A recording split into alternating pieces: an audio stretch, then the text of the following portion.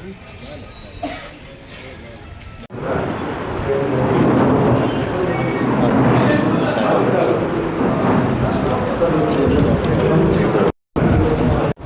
శ్రీ పొనియమ్మ దేవస్థానం, శ్రీ నడివీధి గంగమ్మ దేవస్థానం వంశపారంపర్య ధర్మకర్త సికే బాబు గారు, మరి హేమంత్ గారు, ఉత్సవ కమిటీ సభ్యులు, అమ్మవారి భక్తులు, పుర ప్రజలు అందరికీ కూడా నా హృదయపూర్వక నమస్కారాలు. పాత్రికేయ మిత్రులకి నా శుభాభినందనలు. ముఖ్యంగా అందరికీ కూడా మాతృదినోత్సవ శుభాకాంక్షలు. మన గంగ జాతరని మనం ఒక్కసారి పరిశీలిస్తే మాతృస్వామిక కుటుంబానికి ప్రతీకగా మనం గంగ జాతరని దశాబ్దాలు కాదు శతాబ్దాల కాలంగా మనము ఈ కార్యక్రమాన్ని నిర్వహిస్తూ వస్తున్నారు. మన పెద్దలు ఏర్పరిచిన కట్టుబాట్లు, విలువలు, వాటికి అనుగుణంగానే మనం ఈరోజు ఈ కార్యక్రమాలన్నీ కూడా నిర్వహిస్తూ వస్తున్నాం. తరతరాలుగా వస్తున్న సంస్కృతి సాంప్రదాయాలకు నిలువుటద్దంగా మన గంగ జాతర ప్రతిబింబిస్తాం. ఎస్పెషలీ రాయలసీమ ప్రాంతంలో పాలేగాళ్ల దురాగతాలకు అడ్డుగా గంగమ్మ అవతరించిందని, వాళ్ళని తుదముట్టించి ఆమె శక్తి స్వరూపంగా ప్రకటితమైంది అని అంటే మన పురాణాల్లో అలా ఉన్నది. ఇంకా ఒకసారి శాస్త్రంలో పరిశీలిస్తే మనం భీష్మ పర్వంలో కావచ్చు గంగాదేవి యొక్క అవతరణ గురించి, అంటే నీళ్లు లేకపోతే సృష్టి అసలు లేనే లేదు. నీళ్లు అంటే తిండి లేకపోయినా ఉండిపోగలుగుతాం, కానీ నీళ్లు లేకుండా ఎవ్వరూ కూడా ఉండలేం. వ్యవసాయం కావచ్చు, మనకు పంటలు కావచ్చు, వ్యాపార అభివృద్ధి కావచ్చు, ఇవన్నీ కూడా నీళ్లతో ముడిపడి ఉంది. ఆ నీళ్లకు అధిదేవత అయిన గంగాదేవికి మనమందరూ సంవత్సరానికి ఒకసారి కృతజ్ఞతాపూర్వకంగా జరుపుకుంటున్న ఈ జాతరలు మన రాయలసీమ ప్రాంతంలో ఎస్పెషలీ అంగరంగ వైభవంగా జరుగుతాయి. అందులో ఎస్పెషలీ ఈ తమిళనాడు కల్చర్ మనకు దగ్గరగా, అంటే మన రాష్ట్రం ఇంతకుముందు తమిళనాడు రాష్ట్రం మన రాష్ట్రం కూడా కలిసి ఉన్నప్పుడు ఈ ప్రాంతంలో పెద్దలు ఎందుకు ఏర్పరిచారో దాన్ని క్వశ్చన్ చేసే అథారిటీ ఎవరికీ కూడా లేదు. మనకు వాళ్ళు ఏర్పరిచిన వాటిని మనం ముందుకు తీసుకెళ్లవలసిన గురుతరమైన బాధ్యత మన అందరిపైన, ప్రతి హిందూ కుటుంబం పైన ఉంది. ఇక్కడ హిందువులకు మాత్రమే కాకుండా కుల మతాలకు అతీతంగా ఈ జాతరను జరుపుకుంటున్నాం. హిందువులు, ముస్లింలు, క్రిస్టియన్స్ మనం జాతర దగ్గర చూస్తూ ఉంటాం. అందరూ కూడా ఎంతో ఉత్సాహంతో పాల్గొంటూ ఉంటారు. సో ఈ జాతరకి మీరందరూ కూడా మీ కుటుంబ సభ్యుల్ని, మన ఊరి ఆడబడుచుల్ని, మన ఊరి అల్లుళ్ళని సాదరంగా ఆహ్వానించండి. సంవత్సరానికి ఒక్కసారి బంధుమిత్రాదులతో మనమందరం కలిసి ఈ జాతరని అత్యంత వైభవంగా 2 రోజుల పాటు జరుపుకుంటున్నాం.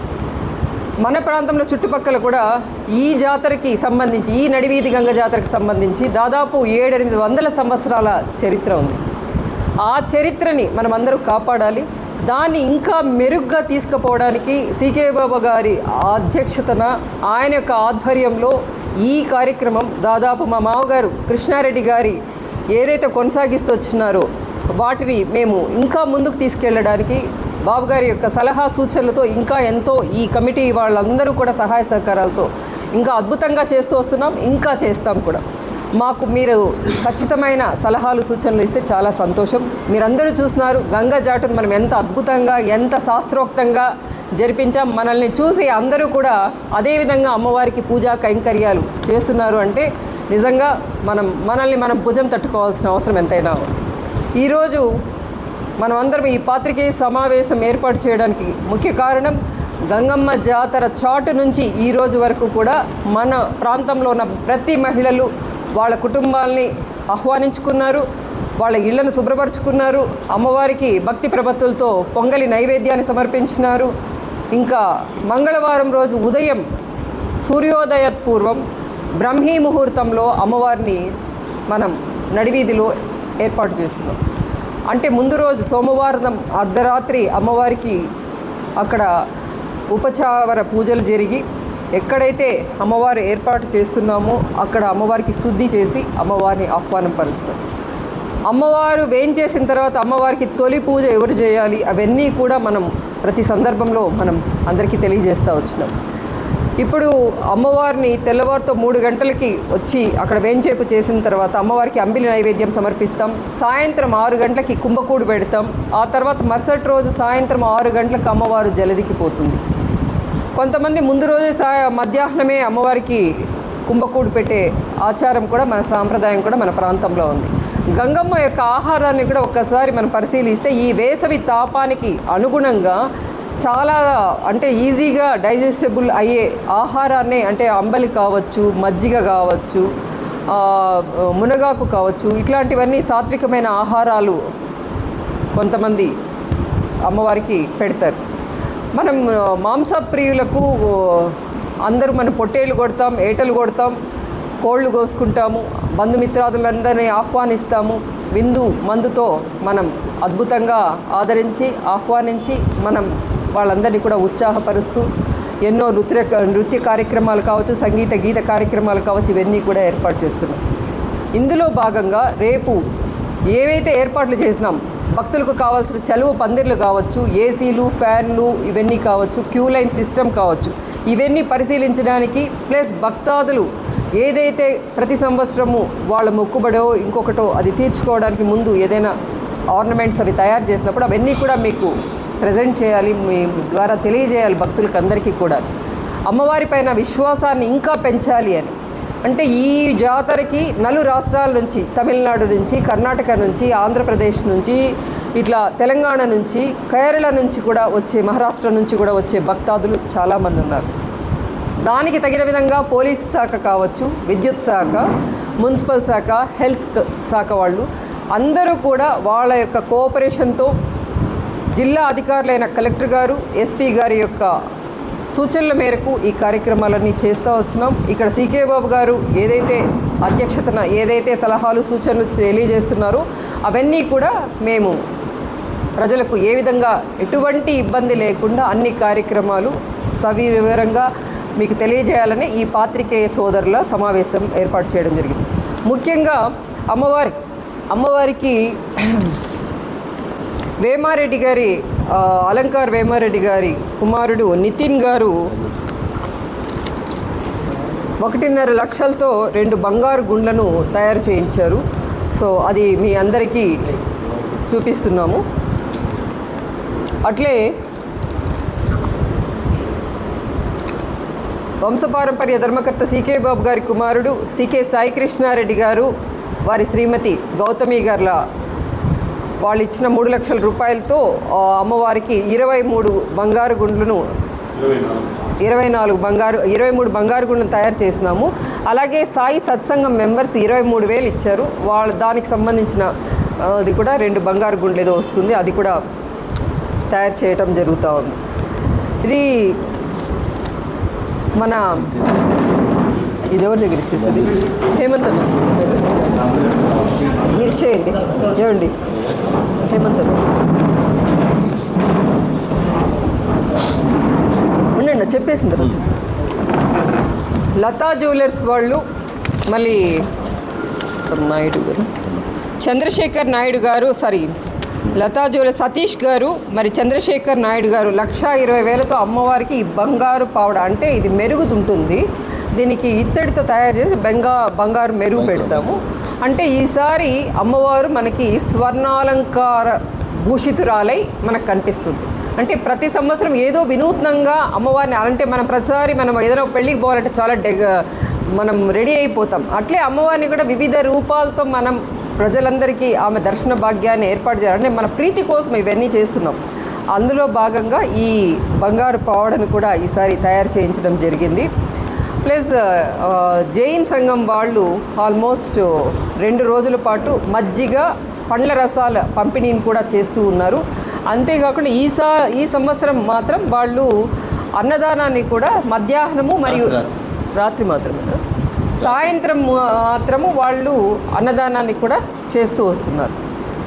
సిఆర్సి రవి గారు వాళ్ళ ఇంటి దగ్గర, వాళ్ళ షాప్ దగ్గర మరుసటి రోజు బుధవారం రోజు అన్నదాన కార్యక్రమాన్ని తను చేస్తున్నారు. లక్ష్మీ మిల్క్ డిపో గుణశేఖర్ గారు పొన్నియమ్మ దేవస్థానం దగ్గర పొనియమ్మ దేవస్థానం ముందర ఆయన అన్నదానాన్ని ఏర్పాటు చేస్తున్నారు. ఇంకెవరున్నారు? అంతేకాకుండా ఇంకా మనకు తెలిసి మనకు నోటీస్ అంటే ఇవన్నీ భారీ అన్నదానాలు, చిన్న చిన్న అన్నదానాలు మేము చెప్పట్లేదు, భారీ అన్నదానాలు చేస్తూ ఉన్నారు. ఆ బ్యారికేడ్స్ గోపి ఆచారి, మణి ఆచారి, మురళి, దాము, ఏజే సంపత్, ఏజే కార్తీక్ వీళ్ళందరూ కలిసి 6 బ్యారికేడ్స్ని తయారు చేయించారు. అంటే అమ్మవారికి క్యూ లైన్ సిస్టమ్కి హెల్ప్ చేయాలని. భక్తాదులు వాళ్ళ శక్తానుసారం చాలామంది డబ్బు రూపంలోనో లేక ఆభరణాల రూపంలోనో అమ్మవారికి వాళ్ళ సేవ చేస్తున్నారు. ఇంకొంతమంది వాళ్ళే వచ్చి స్వయంగా ప్రతి కార్యక్రమంలో పాల్గొని వాళ్ళ శక్తిని ఇక్కడ ఉపయోగిస్తున్నారు.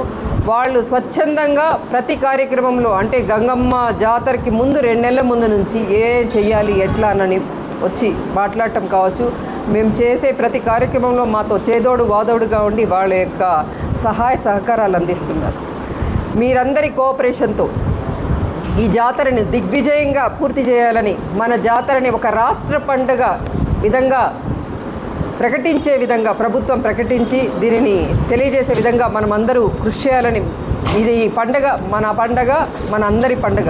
సో ప్రతి కుటుంబము ఉత్సాహంతో మీ యొక్క కుటుంబ సభ్యుల్ని, మీ బంధుమిత్రాదులను ఆహ్వానించి పండుగ జరుపుకోవాలని మనస్ఫూర్తిగా కోరుకుంటూ, వంశపారంపర్య ధర్మకర్త సికే బాబు గారు, హేమంత్ గారు, మరి ఇచ్చటికి ఇచ్చేసిన ఆశీస్సులైన పెద్దలందరికీ కూడా హృదయపూర్వక నమస్కారాలు తెలియజేస్తూ, మన పండుగని పాత్రికేయ మిత్రులు మీ అందరికీ కూడా నా సవినయంగా ఒక విన్నపం తెలియజేస్తున్నాను. మీరు డిజిటల్ మీడియాలో కావచ్చు, మీరు సోషల్ మీడియాలో కావచ్చు, మన జాతరని ప్రమోట్ చేయాల్సిన బాధ్యత మీ అందరిపైన ఉంది. ఇది మా కుటుంబానికి సంబంధించింది కాదు, మనందరికీ సంబంధించింది. కాబట్టి మీరు ప్రతి ఒక్కరూ దీన్ని ఏ విధంగా ప్రమోట్ చేయాలి అన్నది బాగా ఆలోచించాలి. చివరిగా 1 సెకండ్, మన గోతాల సంఘం వాళ్ళు మామూలుగా వెనక అమ్మవారికి భారీగా వాళ్ళు పెద్ద ఆర్చ్ లాంటిది ఒకదాన్ని తయారు చేస్తారు. అది వాళ్ళ సంఘం ఆధ్వర్యంలో ఆ సభ్యులందరూ కలిసి ఆల్మోస్ట్ 30-40 మంది కలిసి వాళ్ళందరూ కూడా రూపాయి దాచుకొని అమ్మవారికి వాళ్ళ యొక్క భక్తిని ప్రదర్శించడానికి ఒక అవకాశం. మరి ఓం శక్తి భక్తుల యొక్క వాళ్ళు శక్తి మాలలు ధరించి దాదాపు 2-3 రోజులు ఉపవాసం ఉండి అమ్మవారికి మాలను సమర్పిస్తారు. సో ఇవన్నీ కూడా ఉంటాయి.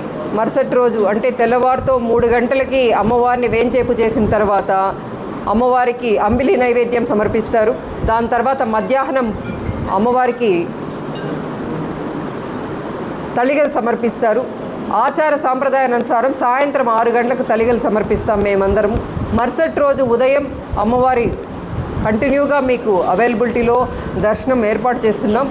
మళ్ళీ సాయంత్రం 6 గంటల వరకు అమ్మవారి ఇక్కడి నుంచి మన కట్టమంచి చెరువు దగ్గరికి బయలుదేరుతారు. అంటే మీరందరూ కూడా మీ కుటుంబ సభ్యులతో రండి.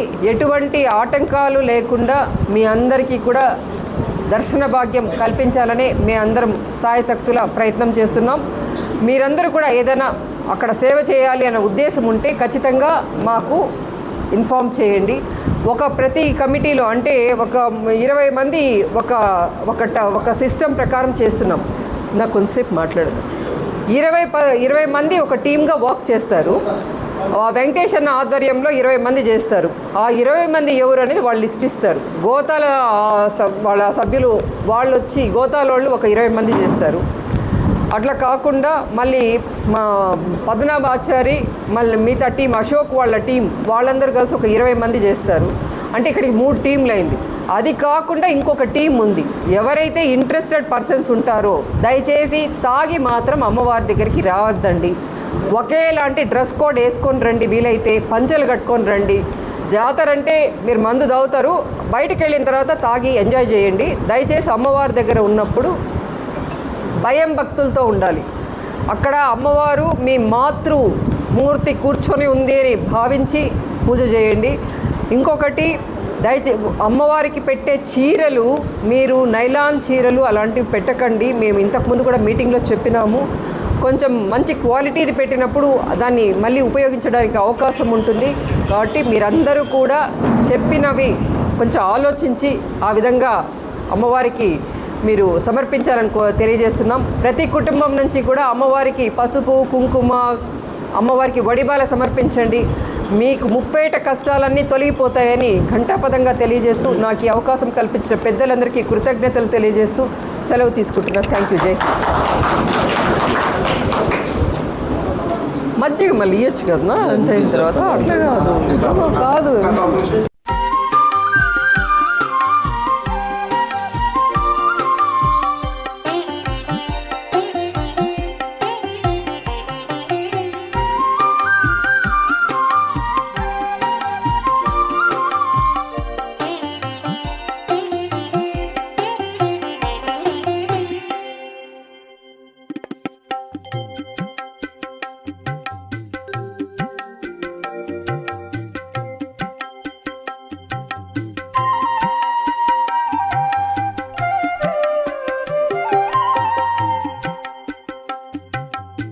చేస్తున్నాం.